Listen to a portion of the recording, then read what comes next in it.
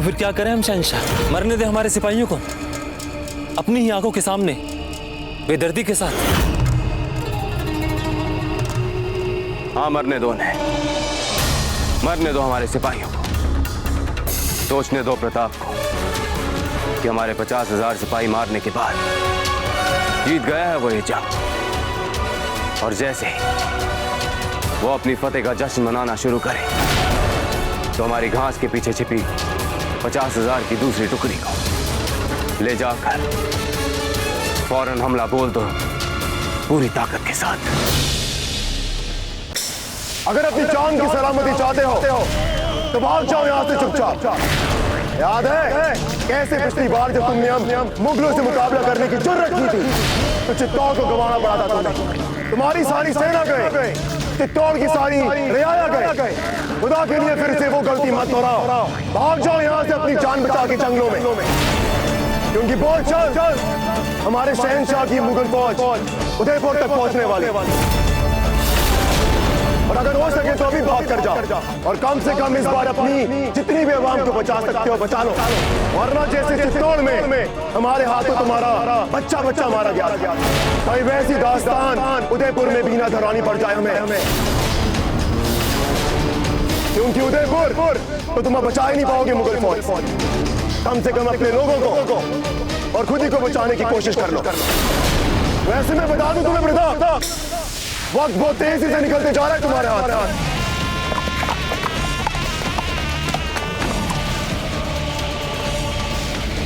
आसिफ खान, इसे पहचानते हो? ये हमारे चित्तौड़ दुर्ग की पावन माटी।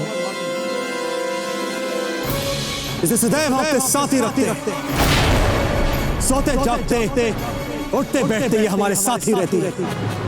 जानते हो क्यों? क्योंकि इसे देख देख हमारे मन में एक विचार आता है जो हमें कोसता है, कचोटता है, कौनता है कि कैसे हमारे दुर्ग को अपवित्र बनाने वाले मुगलों को हम मौत के घाट उतारें। कैसे हम तुम्हें मौत के घाट उतारें, तुम्हारी सेना को मौत के घाट उतारें। कैसे हम अपने चित्तौड़ दुर्ग को मुगलों से वापस ले सकते। ऐसे विचार हमारे मन में हर क्षण उत्पन्न होते हैं और हमें कचोटते हैं। ये माटी हमें प्रेरणा देती है, प्रोत्साहित करती है कि हम मुगलों से बदला चित्तौड़ के संहार का बदला। और वैसे हम राजपूत हैं, हमारी परंपरा रही है कि हम पीछे से वार नहीं करते। तुम कायरों की बातें, हम छल से आक्रमण नहीं करते, सीना ठोक कर हम आक्रमण करते हैं। तो कहो हम तुम्हें कैसी मौत दें? आज तुम्हारी सेना को हम कैसे समाप्त करें कहो। हम तुम्हें निराश नहीं करेंगे, वचन देते हैं। हमारे पास इसकी फिजूल बातों में उलझने का वक्त नहीं है। हमला!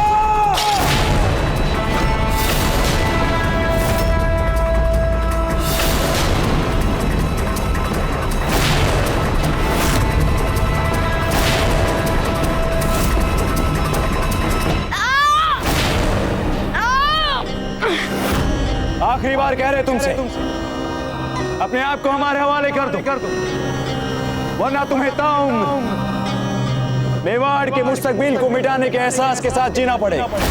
मेवाड़ के शाही खानदान के इस आखिरी वारिस की मौत के लिए जिंदगी भर दुनिया तुम्हें कोसे, हमारा क्या? हम तो मार देंगे इसे। और खुदा कसम सचमुच में मारेंगे इसे।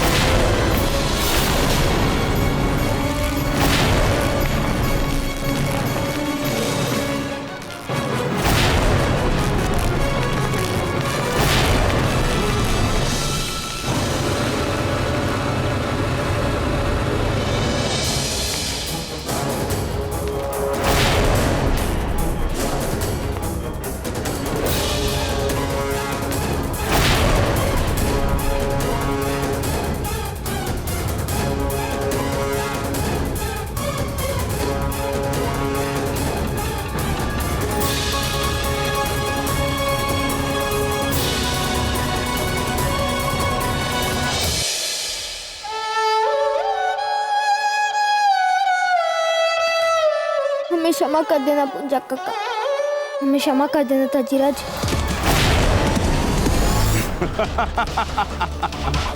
लाहौर बिलाखोर, यकीन नहीं होता कि तुम मुट्ठी भर भीलों ने 30,000 सिपाही हलाक कर दिए मुगल फौज के। अमर सिंह, तुम्हें तो इनाम मिलना चाहिए शहंशाह की तरफ से।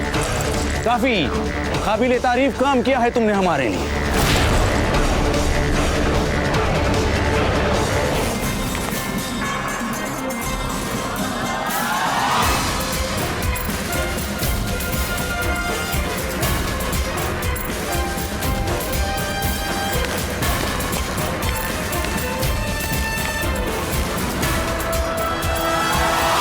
बहुत ही बहादुरी का काम किया है अमर सिंह जी आपने, और जिस उम्र में किया है बहुत हौसला चाहिए उसमें। दिल छोटा मत कीजिएगा अपना इन बेवकूफ़ों की बातों में आकर।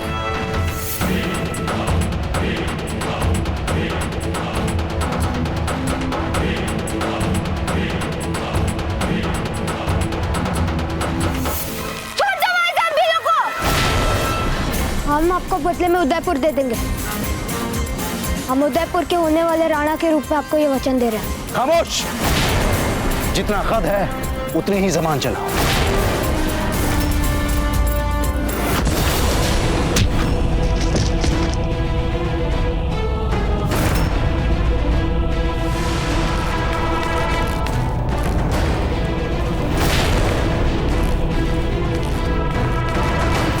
चित्तौड़ के उस नरसंहार को ना ही हम ना ही हमारा परिवार और ना ही हमारी प्रजा आज तक भूल पाई है, और ना ही हम कभी भूलेंगे।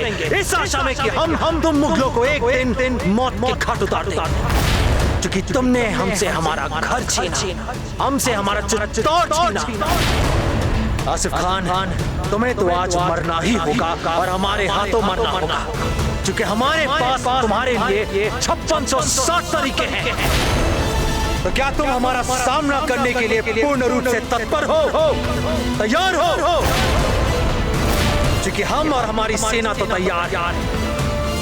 तुम्हारी सेना को मौत के घाट उतारने के लिए, किंतु तुम्हें देख हमें ऐसा प्रतीत नहीं हो रहा कि तुम तैयार, क्योंकि तुम्हारे कुछ ही क्षणों की तैयारी और हमारे वर्षों से तुम्हारे लिए मारने के लिए जो हमारी योजना हम बना रहे हैं, तुम्हारे प्रति हमारे हृदय में उबलता हुआ हमारा क्रोध वर्षों से, तुम्हारे प्रति हमारे हृदय में उबलते हुए हमारी घृणा वर्षों से, तुम्हारे लिए हमारे हृदय में उबलता हुआ हमारा रक्त, क्या ये इन सबका सामना कर पाएगी? सौभाग्य की बात देखिए, क्या नियति ने तुम्हारे सामने दो विकल्प रखे, क्योंकि हमें शीघ्र जाकर अपने भील साथियों की सुरक्षा करनी, उनकी सहायता करनी।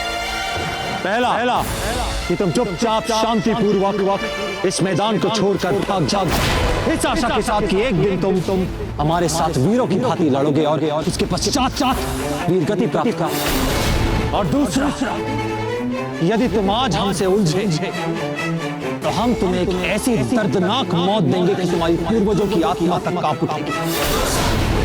चुनाव तुम्हें करना।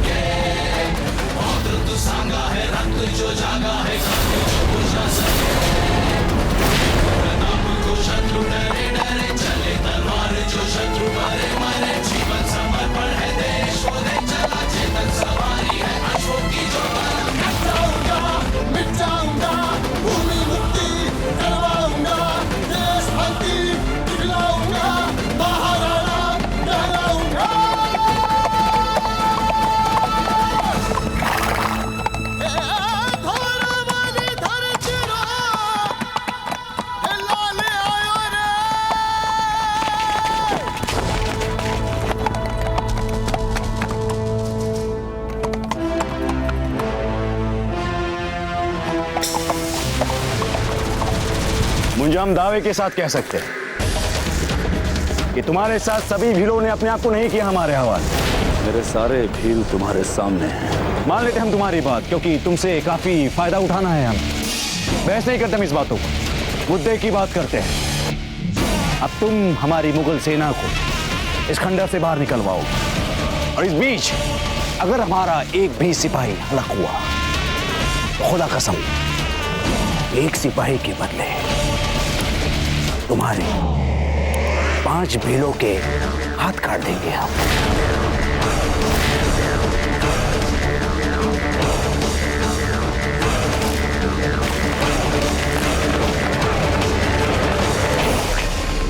यदि एक बार ये मुगल इन खंडरों की भूल भुलैया से निकल गए तो इनको रोक पाना हमारे लिए बहुत असंभव हो जाएगा और ये सीधे हल्दी घाटी पहुंच जाएंगे।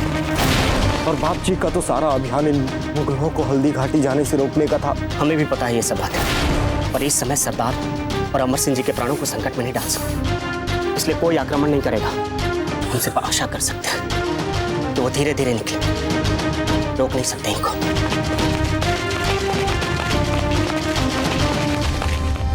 और मियाँ, सब खैरियत?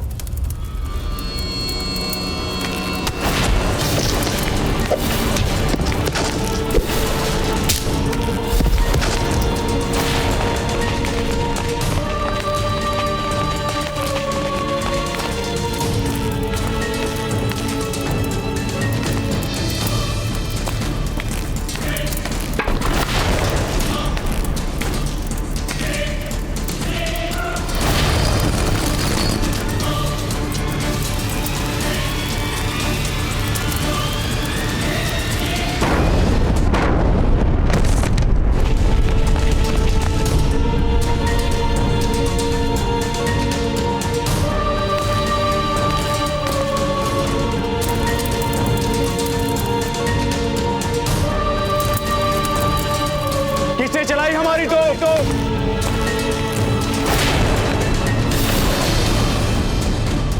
किसने चलाई तोप? हम कैसे बता सकते हैं? हमारे सारे भील तो तुम्हारे सामने हैं। इस लड़ाई में स्वागत है आपका हाकिम खान। किसने चलाई तोप? हम कैसे बता सकते हैं? हमारे सारे भील तो तुम्हारे सामने हैं। हुजूर, गलती से चल गई हमारी तो। बर्दाश्त नहीं की जा सकती ऐसी गलती। अभी के अभी उस तोपची को हटा दिया जाए। जी हुजूर। कमबख्त अपने ही सिपाहियों को मार रहा है। ना हौल बिना कुव्वत। चलो।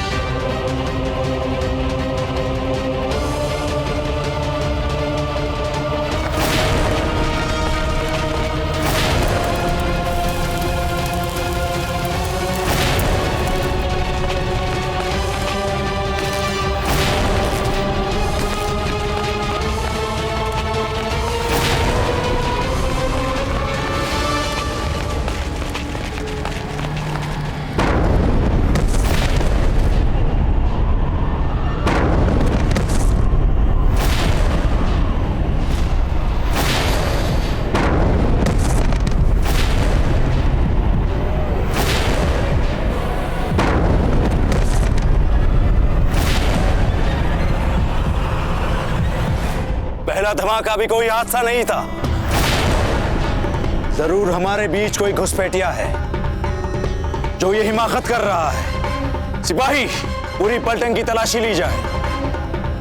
हमें लगता है कि हमारे बीच कोई राजपूत है। ढूंढो उसे फौरन। तुम्हारा नाम क्या है? अलीफ खान।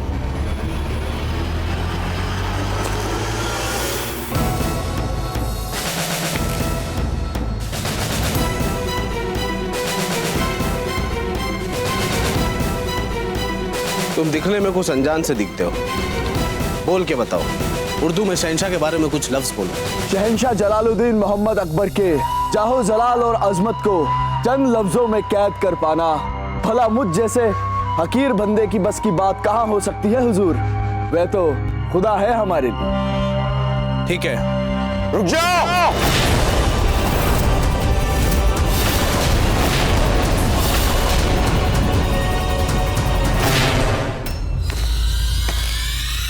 इसके हथियार जब्त किए जाए।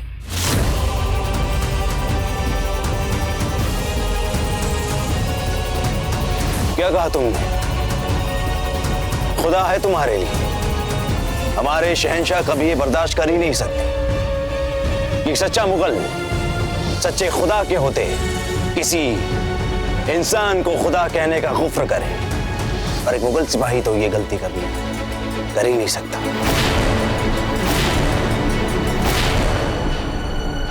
चुप जाओ।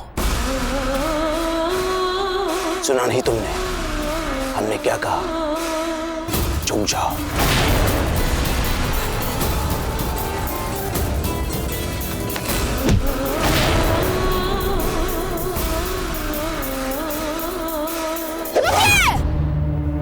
मत मारिए इन्हें।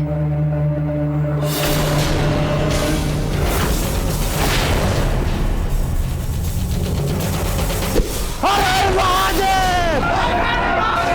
हर हर महादेव!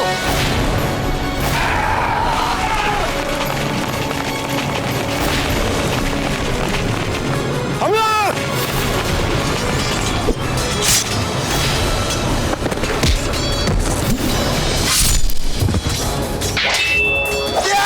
हमारे पीछे नहीं है अमर सिंह जी।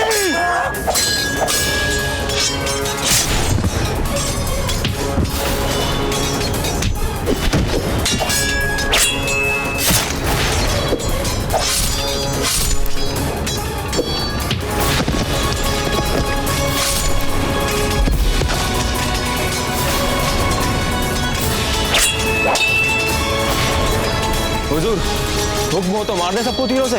गलती से भी ऐसा मत करना। भील हमारे सिपाहियों के बीच घुस गए हैं। अगर भीलों को तीर मारोगे तो हमारे भी तो साथी मरेंगे। इसलिए जो भी करना है तलवार की जोर पे करना है।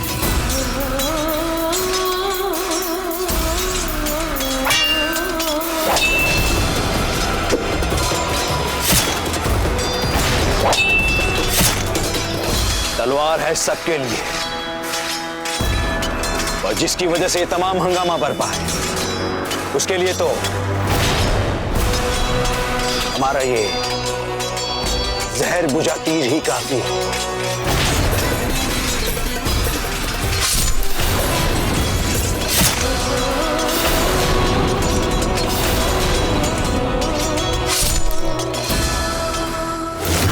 बेटा, इस युद्ध का कुछ भी निर्णय हो, मुझे अपने बेटे पर हमेशा गर्व रहेगा। बाप जी, मुझे तो लगा था आप बहुत क्रोधित होंगे। इस युद्ध के निर्णय से कुपित होकर आप मुझे मार ही ना डाले। बेटा, जब हमारे पास काटने के लिए मुगल हैं, तो हम तुम्हें क्यों काटेंगे? बाप जी, मुल्तान खान का है। इस समय इनकी गर्दनें काटने पर ध्यान दो, मुल्तान को हम देख लेंगे। बाप जी, वो इनका सेनापति है। कहीं वो फिर से कोई चक्कर तो नहीं चला रहा?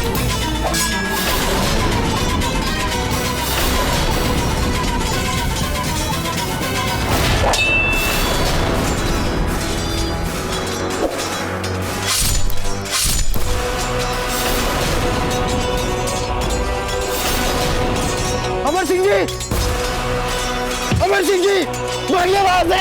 अमर सिंह जी,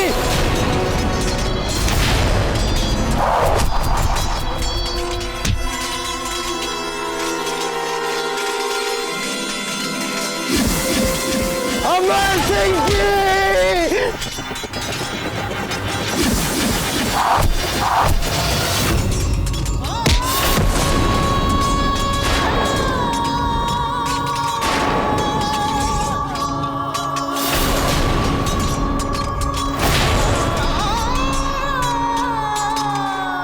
मेघा!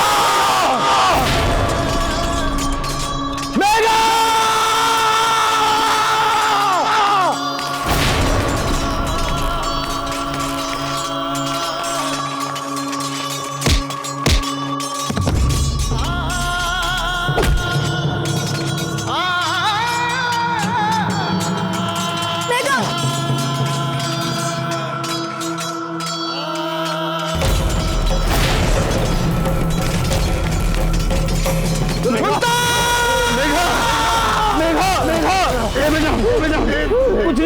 बेटा, कुछ नहीं होगा तुझे।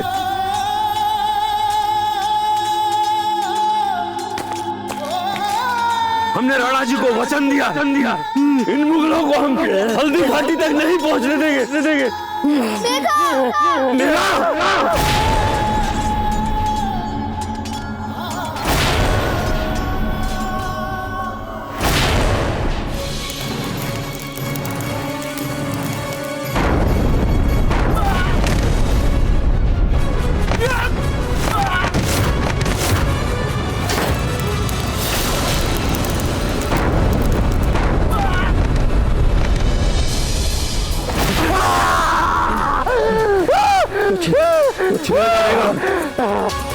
पुंजा जी, मेधा को हिफाजत और एहतियात के साथ किसी महफूज जगह पे लेके जाइए।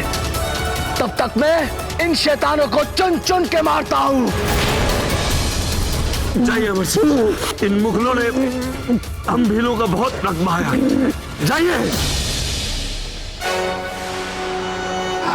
जाइए अमर सिंह, जाइए। मेघा, कुछ नहीं होगा, महादेव हमारे साथ है।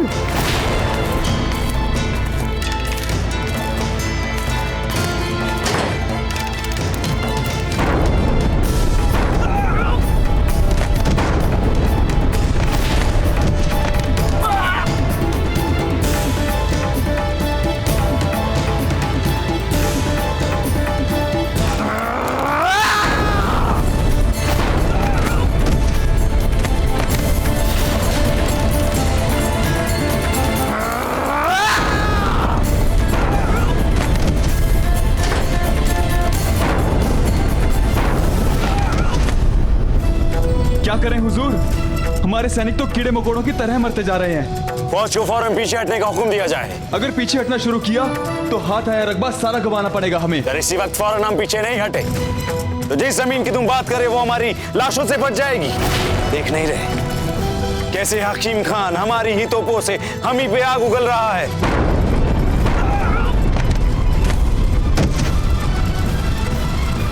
फौज फौरन मैदान छोड़कर पीछे हटेगी। पीछे हट।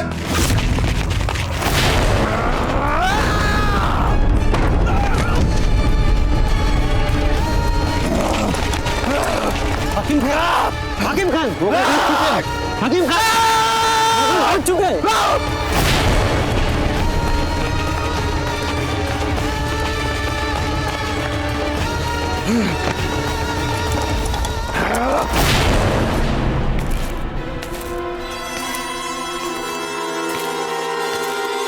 वो अब कल सुबह ही लौटेंगे अपने आज के इस नुकसान की भरपाई करने।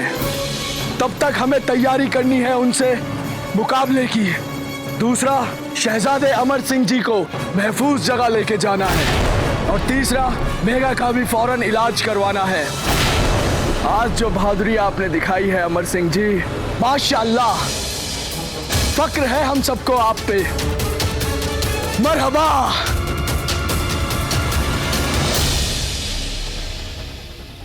झाला जी, डोडा जी और शालीवान जी अब तक नहीं लौटे। हमें लगता है कि हमें शीघ्र जाकर अपने भील साथियों को वापस लेकर आना चाहिए।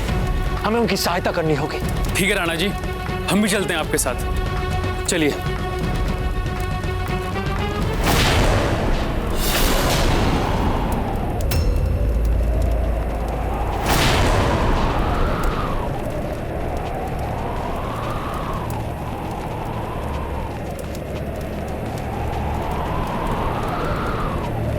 मेघा, बेटा उठना। हाकिम खान साहब, थोड़ा जल्दी चलिए ना, मेरे मेघा का बहुत रक्त बह गया है, जल्द से जल्द उपचार की आवश्यकता है। देखिए राणा जी, मेरा बेटा मुगलों से लड़ते लड़ते घायल हुआ है, पर बहुत रक्त बह गया राणा। हमारे खेमे में सारी जड़ी बूटियां हैं, इसे जल्द से जल्द वहां ले जाना होगा। एक बार जड़ी बूटी लग गई तो ये ठीक हो जाएगा, फिर लड़ेगा मुगलों से। चलिए राणा जी। आप पुंजा जी, हमें शीघ्र चल के इनका उपचार करना चाहिए। आइए हाकिम भाई, चलिए।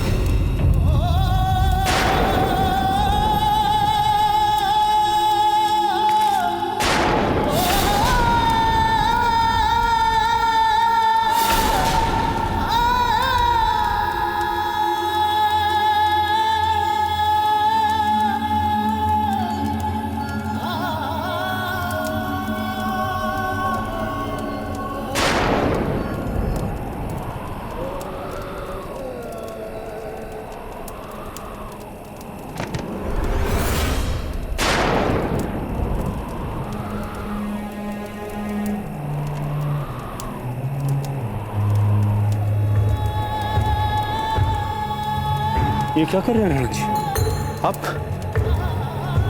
आप मेरे बेटे की आंखें क्यों बंद कर रहे हैं? आप आंखें बंद करेंगे तो वो सो जाएगा, फिर मैं उसे उठाऊंगा कैसे? वो मुगलों से कैसे लड़ेगा राणा जी? पूंजा जी, आपके बेटे अपनी अंतिम सांसें ले चुके हैं, संभालिए अपने आप को।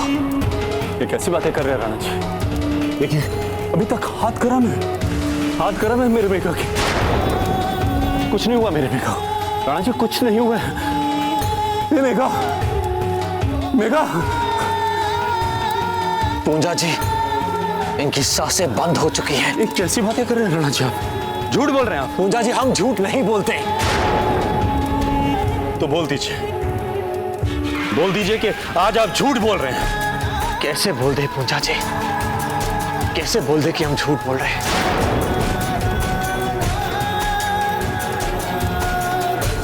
संभालिए अपने आप को। आपके बेटे को वीर गति प्राप्त हुई है, हम सबको गर्व है इस बात पर। संभालिए अपने आप को, संभालिए अपने आप को।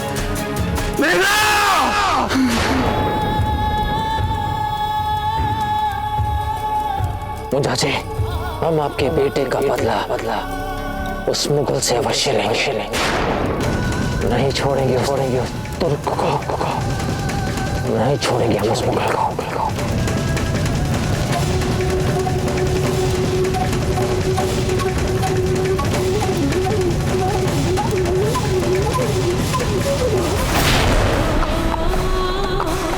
शहंशाह, हुक्म दीजिए, हम अभी इन पहाड़ी चूहों को जाकर कुचल के रख देते हैं। क्या हुआ जनाब? हम ऐसे मैदान जंग छोड़ के नहीं जा सकते शहंशाह के पास। कितने यकीन के साथ शहंशाह ने हमें हमारी जिंदगी की सबसे बड़ी मुहिम इस जंग की बागडोर सौंपी थी हमारे हाथों में। अपनी हारी हुई शक्ल नहीं दिखा सकते हम शहंशाह को, कभी नहीं। पर हुजूर, लड़ते लड़ते आप भी काफी थक चुके होंगे और हम भी थक चुके हैं। बाकी बची हुई सेना पूरी तरीके से पस्त हो चुकी है। कम से कम नई फौजी कुमुक को आने तो दीजिए हमारी मदद के लिए। नहीं, हमारी फौज के जंग जीतने के जज्बे में कभी भी, किसी भी वक्त, कैसे भी हालात क्यों ना हो, उसमें कमी नहीं आ सकती। और वे लोग बचे ही कितने हैं, हमने खुद अपनी आंखों से देखा है। उनकी तादाद काफी कम हो गई है, उनकी औकात ही नहीं बची अब हमारी इतनी बड़ी फौज का सामना करने की, उन्हें रोकने की। ठीक है हुजूर, फिर आज रात का खेमा हम यहीं लगाते हैं और यहीं पे इंतजार करते हैं फौजी इमदाद की। और कल सुबह होते ही हम दुश्मनों पे हमला बोल देंगे।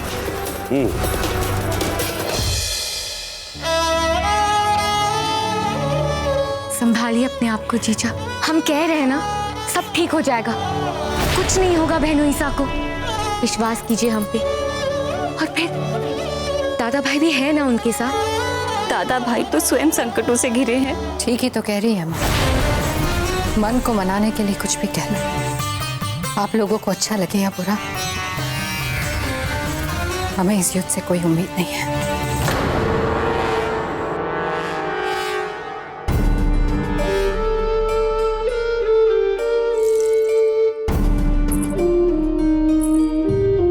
छोटी माँ, आप बड़ी हैं हम सबसे, राजमाता है आप मेवाड़ की। अनगिनत युद्ध देख चुकी है आप, अनेक परिस्थितियों का सामना कर चुकी है। आपको तो हम सबका मनोबल बढ़ाना चाहिए, किंतु आप अपने ही भय को अंतिम सच मानकर हम सबको भी डरा रही है। हम मानते हैं जिन परिस्थितियों में और जिस तरह से अजय हमें छोड़कर चली गई, उस बात को हम आज तक नहीं भुला पाए, बल्कि तब से लेकर आज तक अजीब से आतंक के साए में जी रहे हैं हम। हर समय अजीब सा भय खचोटता रहता है हमें कि जिस तरह से अजय हमारी आंखों के सामने से चली गई, कहीं ऐसे सब कुछ ना खो दिया। राणा जी को, अमर सिंह जी को, सगे संबंधियों को, युद्ध भूमि में लड़े हमारे वीरों को, ये महल, ये दुर्ग, ये प्रजा। फिर हमने सोचा यूं काल्पनिक भय में जीने से क्या लाभ, यदि हम यूं ही सोच सोच कर अपने वर्तमान को निर्बल बना देंगे तो आने वाले भविष्य का सामना कैसे कर पाएंगे। यदि कल्पना करनी है तो निराशा की क्यों की जाए, आशा की क्यों नहीं। युद्ध में अपनी विजय की क्यों ना की जाए, सुख और समृद्धि से भरपूर भविष्य की क्यों ना की जाए। आप बिल्कुल ठीक कह रही है भाभी साहब।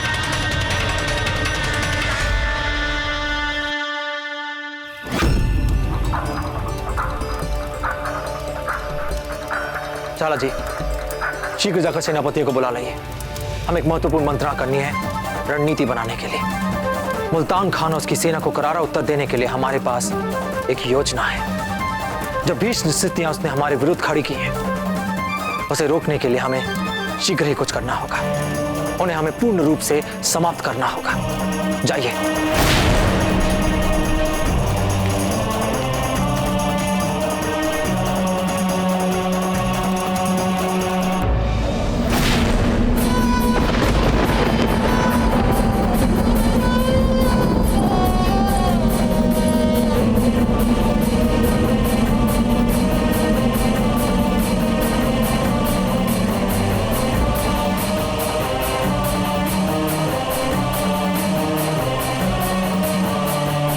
ये तूफान बिना किसी विनाश के थम गया।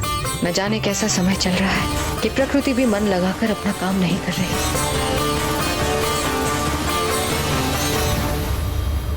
दासी, यदि युद्ध भूमि से कोई भी समाचार आए तो हमें तुरंत सूचित कीजिए।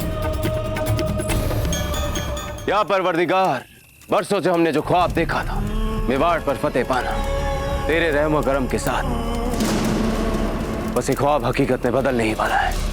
इधर हमने उदयपुर पे फतेह किया और उधर मेवाड़ पर जीतने का हमारा ख्वाब पूरा हुआ। बस तेरे रहम और करम से मौला, अब इतनी आगे पहुंचकर हमारे ख्वाबों की तामीर में कोई अड़चन ना जाए कि बात बनते बनते ही बिगड़ जाए। शहंशाह का इकबाल बुलंद हो। खबर मिली है कि प्रताप अपनी फौज के साथ भीलों से मिलकर अपनी तमाम फौजी ताकत को जहाजपुर के खंडरों के पास खेमा डालकर पूरे जोर शोर के साथ हमारे खिलाफ मुकाबले की तैयारी कर रहा है। फौरन जंग के नए हालात पे तबसरा करने के लिए फौजी नायाबों की बैठक बुलाई जाए। हमें फौरन मुल्तान खान की मदद के लिए तरोताजा फौजी कुमक को भेजना है ताकि वो वहां कल मेवाड़ की फौज का मायावी के साथ सामना कर पाए। भीलों के साथ साथ अब प्रताप भी आ चुका है अपनी फौज के साथ।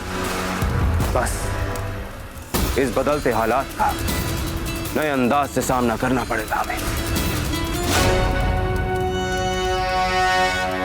अमर सिंह जी, आप जाके अपने खेमे में विश्राम कीजिए।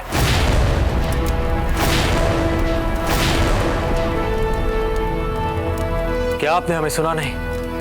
हमने कहा कि आप जाके अपने खेमे में विश्राम कीजिए।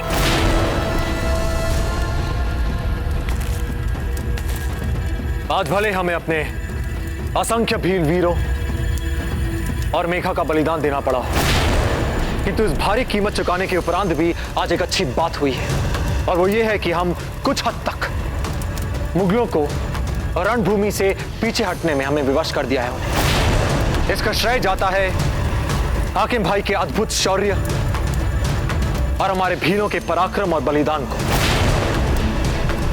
साथियों, कल का दिन हमारे लिए एक बड़ी चुनौती वाला दिन होगा, क्योंकि कल मुगल दुगनी तैयारी और दुगनी ताकत के साथ मैदान पर उतरेंगे, इस आशा के साथ कि वे आज के नुकसान की भरपाई और हमें वे जितना खदेड़ सकते हैं वे हमें उदयपुर की दिशा की ओर खदेड़ने का प्रयास करेंगे। किंतु राणा जी, खुले मैदान के इस युद्ध में मुगल सेना का सामना हम कैसे कर सकते हैं? वे संख्या में कितने अधिक हैं हमसे। बिल्कुल ठीक कहा आपने डोला जी। इसलिए हमें राणा पूंजा के कारगर रणनीति से पाठ सीखना पड़ेगा। किस तरह वे शत्रु के विरुद्ध अपने क्षेत्र के भूगोल को एक सफल हथियार के रूप में प्रयोग कर लेते हैं। और जैसा कि आप सभी देख सकते हैं, ठीक हल्दी घाटी के पहले ये खड़ी घास का मैदान है, और हम इसी घनी घास के मैदान को उस कारगर हथियार के रूप में उसका प्रयोग कर सकते हैं। हमें लगता है मेवाड़ी फौज इस घास वाले मैदान का इस्तेमाल कर इन ऊंची ऊंची घास की आड़ में बड़ी चालाकी के साथ जैसे अब तक हमारा नुकसान करती आई हैं, वैसे ही कल भी हमारा जबरदस्त नुकसान करने का मंसूबा रखती है। दुनिया की सबसे अजीम तरीन फौज होकर हम इस घसियाल मैदान की घास से क्यों डर जाए? क्या मामले की संजीदगी को समझाने के लिए अब तक हुए हमारे तमाम फौजी नुकसानात की फहरिस्त समझानी पड़ेगी तुम्हें?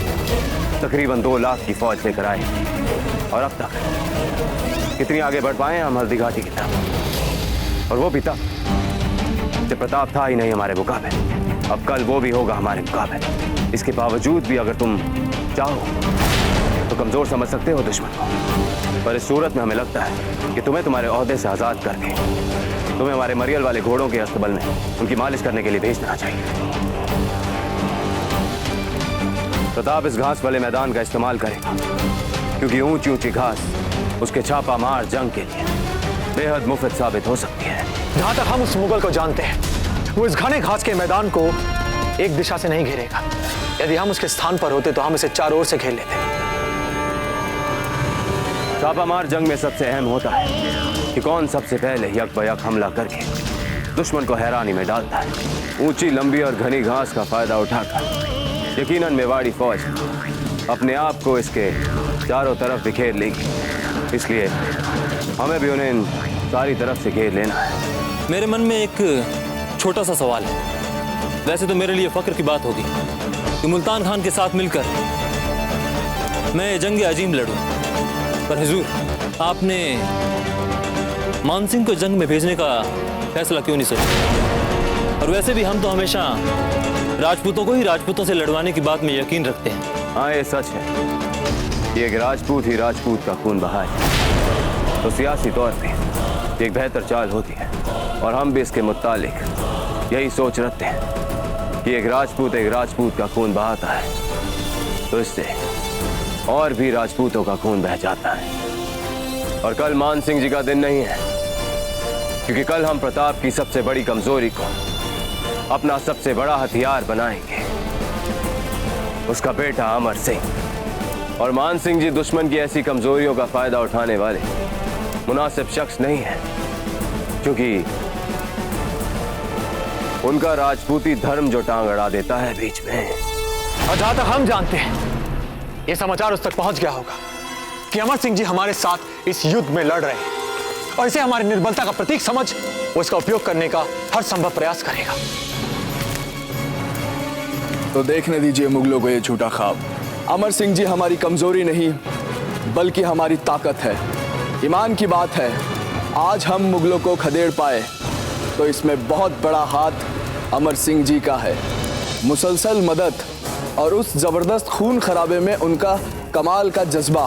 ये सब बातें ठीक है हाकिम भाई, कि अमर सिंह जी को लौटना होगा। लौटना पड़ेगा?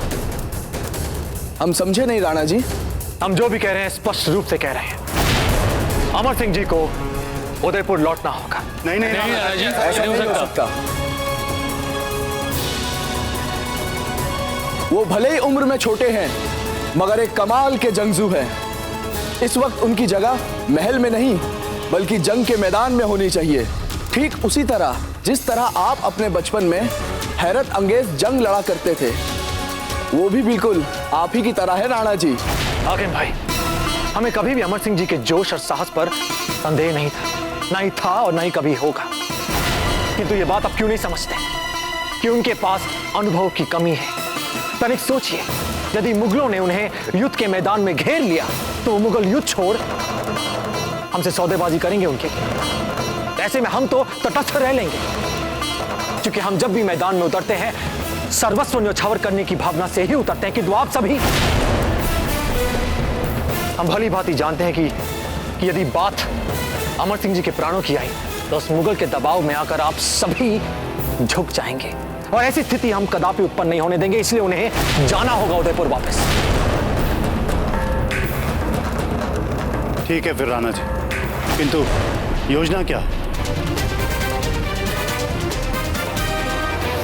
ये किस लिए राणा जी? हम जब भी कछुए को हानि पहुंचाने का प्रयास करते हैं तो वो अपने खोल में सिकुड़ जाता है।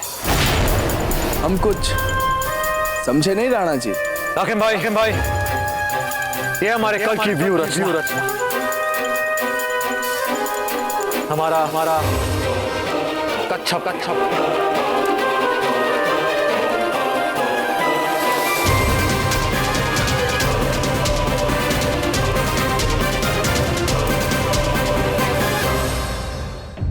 पूंजा जी, हमें पिता की वेदना, उसके दुख, उसकी पीड़ा को भली भांति समझ सकते हैं।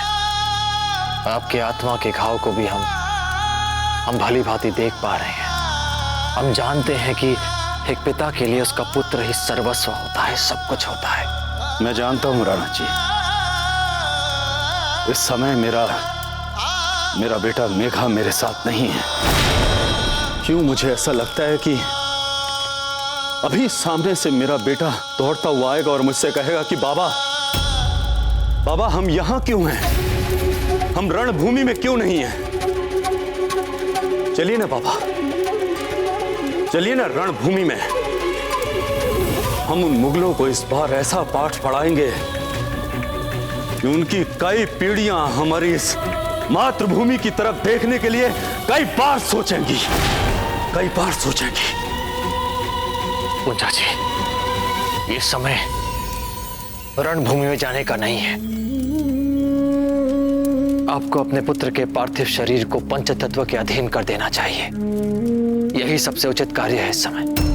इस समय हमें केवल अपनी मातृभूमि दिखाई दे रही है, हमारी मां दिखाई दे रही है, जिस मां के लिए हमारे बेटे मेघा ने बलिदान दिया। उस मातृभूमि को उन मुगलों के रक्त से लाल ना कर दूं तो मेरे बेटे का बलिदान सार्थक नहीं होगा राणा जी। पूंजा जी, ये समय जो है भावनाओं में बहने का नहीं है, शोक मनाने का है।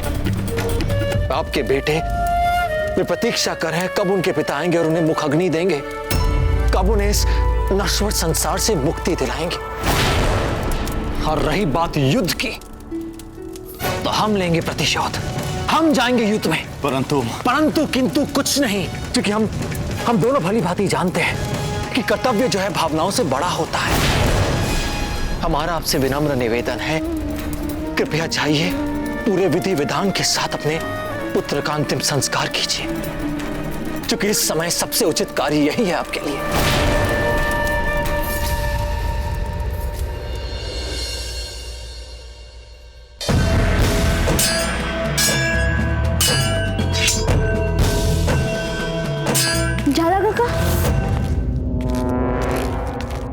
आज तो अब साबित ने सुबह उठ के व्यस्त हो गए ना। क्या करें कुंवर साहब, युद्ध का समय है ना। झाला काका, इतना तो हम भी जानते हैं। हमें बस अपने इतना जानना है कि दाजीराज की आज की रण योजना क्या है और उसमें हमारा क्या स्थान है। हमारे विचार से इसका सबसे अच्छा उपाय यही है कि आप स्वयं सीधे जाके अपने दाजीराज से ही पूछें ये सब। और दाजीराज तो सुबह अति भोर से अपने सैनिकों के साथ व्यस्त है, और ऐसे में यदि हम उनके पास चले गए और वे हम पे क्रोधित आ गए तो? नहीं कुंवर साहब, आप पर क्रोधित होने का तो कोई प्रश्न ही नहीं बनता। आप तो उनके सर्वश्रेष्ठ सैनिकों में से एक हैं। चलो ठीक है, हम आप ही की बात मान लेते हैं। हमने जो उपयुक्त स्थान आप सभी के लिए चुना है, हम चाहते हैं कि आप जैसे ही वहां तैनात हो, आसपास के वातावरण को देखिए, समझिए, परखिए, वहां सहज होने का प्रयास कीजिए। शत्रु के आने से पहले आप जो आक्रमण उस पर करने की सोच रहे हैं, हर पेच, हर दाव को आप कम से कम 10 बार करने के लिए आप पूर्वाभ्यास कीजिए। शत्रु किसी रूप में आ सकता है, कभी भी आ सकता है। आपको पूर्ण रूप से तत्पर रहना होगा, तैयार रहना होगा, समझ आए?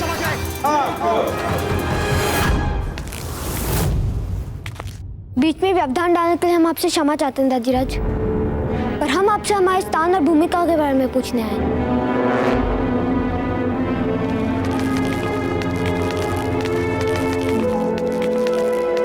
कहिए क्या बात है, क्या कहना चाहते हैं आप?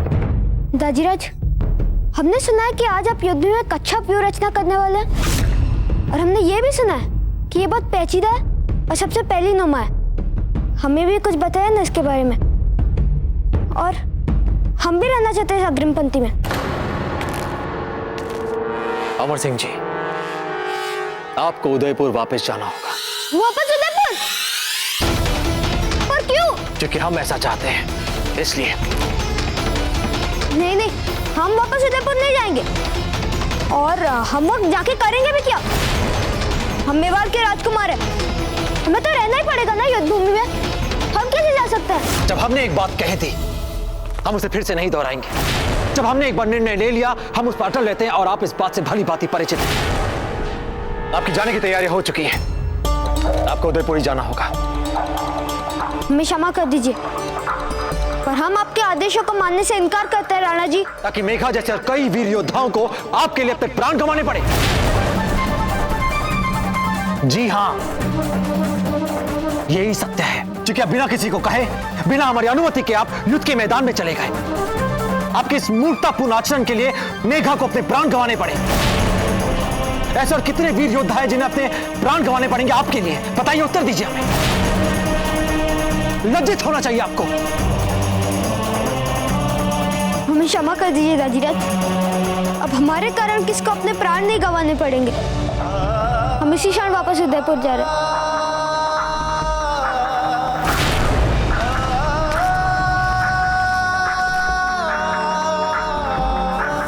हमें भी अच्छा नहीं लग रहा आपके हृदय को तो खाकर, पर हम क्या करें अमर सिंह जी, क्या करें? हमारे पास और कोई दूसरा विकल्प भी तो नहीं है।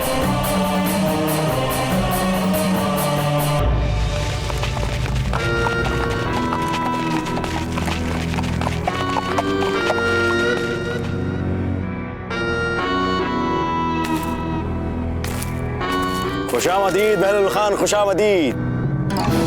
बस अब जो आप इस तरोताजा फौजी खुमूख के साथ आ गए, अब देखिएगा कैसे हम दोनों मिलकर प्रताप और उसकी सेना को धूल चटाते हैं। बात को समझने की कोशिश करो मुल्तान खान। कल तक तो फकत पहाड़ी भील थे मुकाबिल, पर अब उस और प्रताप खुद आ गया है। और इसीलिए जंग की कमान भी शहंशाह ने खुद अपने हाथ में ले ली, और उसी के तहत उन्होंने जंग में मुझे उतारा प्रताप से मुकाबला करने के लिए। शहंशाह ने मुझे खास तजवीज के साथ भेजा है और हमें उस पर हूबहू अमल करना है। लेकिन मैंने भी आज के जंग के लिए एक खास तजवीज सोची है। शहंशाह की तजवीज से भी बेहतर तजवीज है तुम्हारे पास? हमारे कहने का वो मतलब नहीं था। शहंशाह से बेहतर तो कोई सोच ही नहीं सकता। अक्लमंद हो तो करे कुछ। जरूर।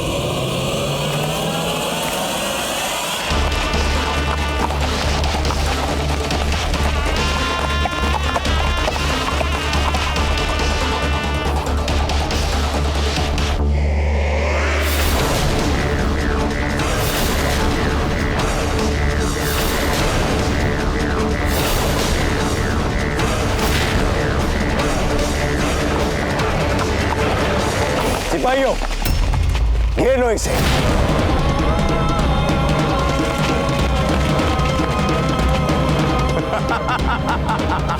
रुको, पहले जी भर के देख तो लेने दो हमें ये दिलकश मंजर।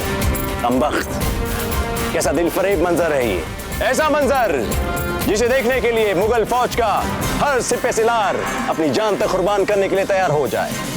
वो जिसका इतना नाम है राणा प्रताप, आखिरकार वो हमारे सिपाहियों के कब्जे में है। अपने सफेद घोड़े पर अपने आप को हमारे सुपुर्द करने के लिए आखिरकार वो मजबूर हो ही गया। जनाब, अब हथियारों को हमारे कदमों में डाल दो।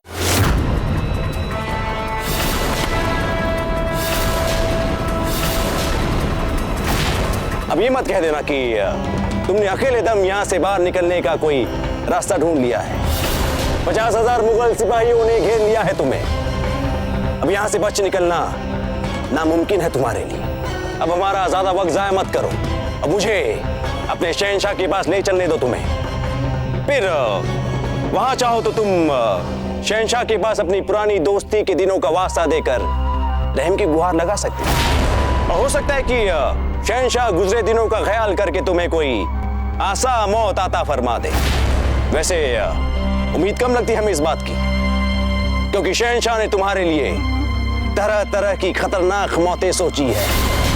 हमें नहीं लगता कि तुम्हें देखने के बाद वो अपने आप को तुम्हें इनमें से एक भी सजा देने से रोक पाएंगे।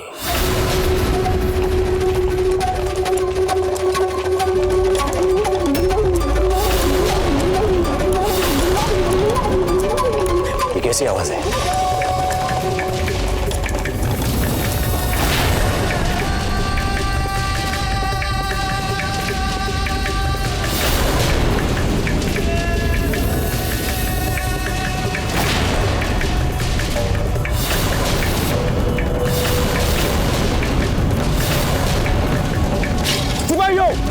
होशियार।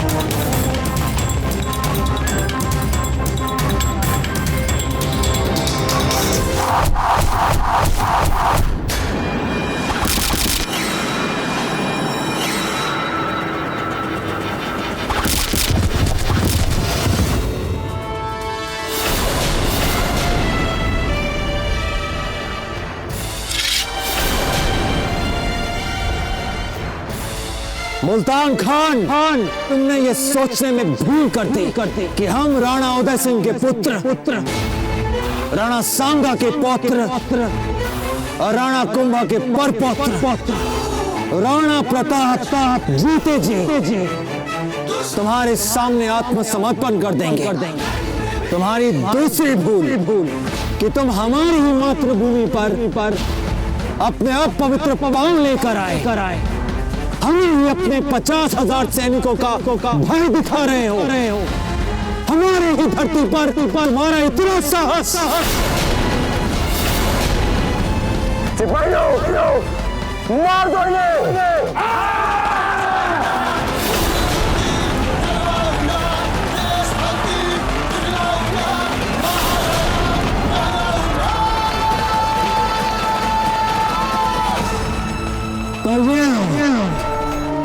तुम्हारे हर सिपाहियों,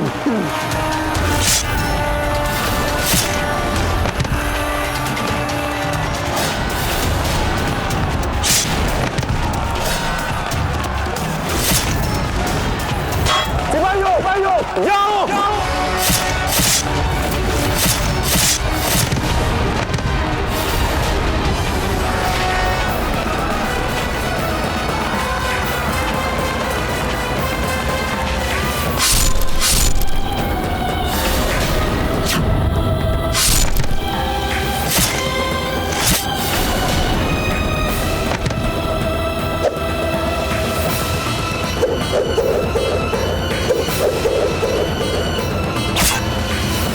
हो क्या रहा है?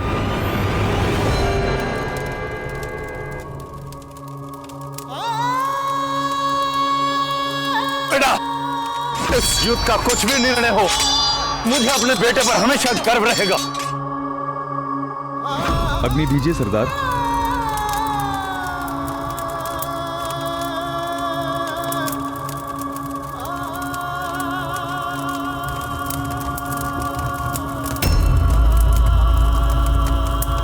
हमें फिर से एकत्रित होना होगा। सबको एकत्रित होकर संगठन बनाकर युद्ध भूमि में मुगलों के विरुद्ध राणा जी के साथ जल्द से जल्द सम्मिलित होना होगा। सरदार, आपको नहीं लगता अभी अभी आपने अपने इकलौते बेटे को अग्नि दी है? हमारे कबीले के कितने ही भील वीरों ने प्राण गंवाए हैं इस युद्ध में, और अभी इन जलती हुई चिताओं को छोड़कर आप फिर से युद्ध में जाने की बातें कर रहे हैं। क्या आप भी नहीं जानते कई पीढ़ियों से हम भीलों की परंपरा क्या है? मेवाड़ के राणाओं के लिए लड़ना हमारा पहला धर्म है। तो कैसे छोड़ दें हम अपने पहले धर्म को? राणा जी रानी सा की हत्या के बाद उनकी अस्थियां विसर्जन करने गए, और जैसे ही उन्हें सूचना मिली वो सब कुछ छोड़कर रणभूमि में आ गए। तो ऐसे समय में हम मुंह मोड़कर जंगलों में कैसे बैठ सकते हैं? धर्म सबसे पहले है, मातृभूमि सबसे पहले है, और यदि यही दोनों नहीं रहेंगे तो किसका शोक मनाएंगे हम? और शोक मनाने के लिए हमारी पूरी जिंदगी पड़ी है, और ये समय है उन मुगलों को ऐसा पाठ पढ़ाने का कि वो आंखें उठाकर हमारी इस मातृभूमि की तरफ देख ना सके। और यही होगी मेरे बेटे मेघा और वीर भीलों के लिए श्रद्धांजलि।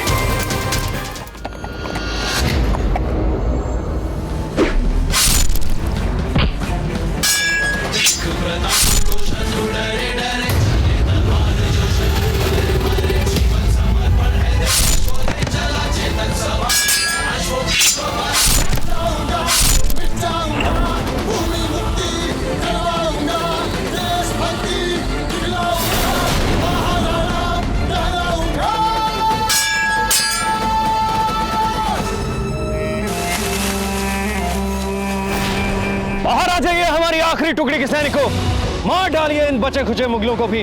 आज बचना नहीं चाहिए कोई भी। जय मेवाड़। या खुदा माफ खता मेरी, मैं तेरा गुनहगार बंदा। दूसरी शिकस्त शहंशाह, मेरी खता मुआफ। मैं तो आपके रहम के भी काबिल ना रहा।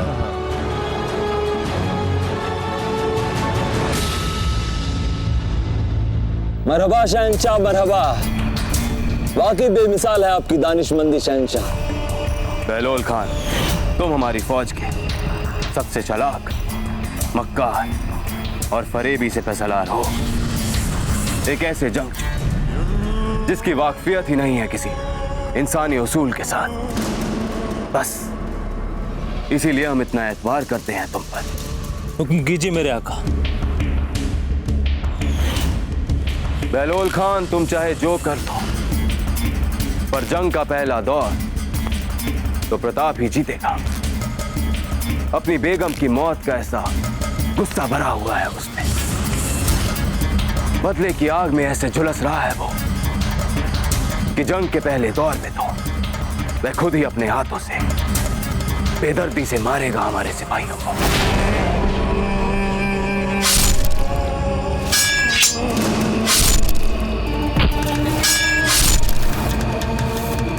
तो फिर क्या करें हम शहंशाह? मरने दे हमारे सिपाहियों को अपनी ही आंखों के सामने बेदर्दी के साथ। हाँ, मरने दो उन्हें, मरने दो हमारे सिपाहियों को।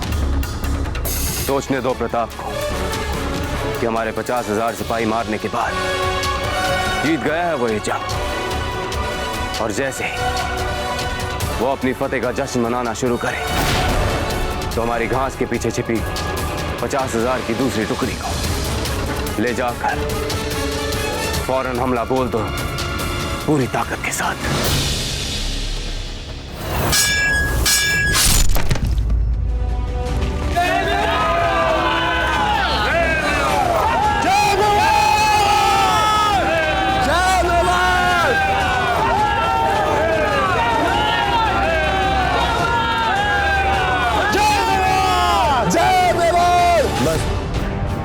यही सही वक्त है हमले का। इशारा करो अपने सिपाहियों को। तो शहंशाह, आपके कहने का मतलब है कि हम खुद अपने ही सिपाहियों को शिकार पकड़ने के लिए कुर्बानी के बकरे की तरह इस्तेमाल करें? बिल्कुल। सिपाही होते ही किस लिए? तमाम मेवाड़ी सिपाहियों को घास से खुले में लाने के लिए इस्तेमाल करो, हमारी पहली टुकड़ी वाले सिपाहियों का। और फिर जैसे ही एक बार वे सब खुले में आ जाएं, उन्हें चुन चुन के मारो। फिर भेजो हमारी दूसरी टुकड़ी के सिपाहियों को जो कि तरोताजा हैं, उन्हें हलाल करने के लिए। वक्त ही कितना लगता है थकी हुई फौज को मसलने में।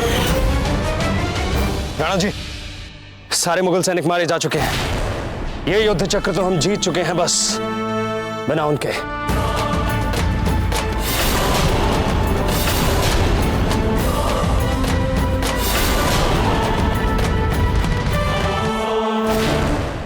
मेवाड़ के वीर महाराणा प्रताप के जीवन को करीब से जानने के लिए चैनल को सब्सक्राइब करें और बेल आइकॉन दबाना न भूलें।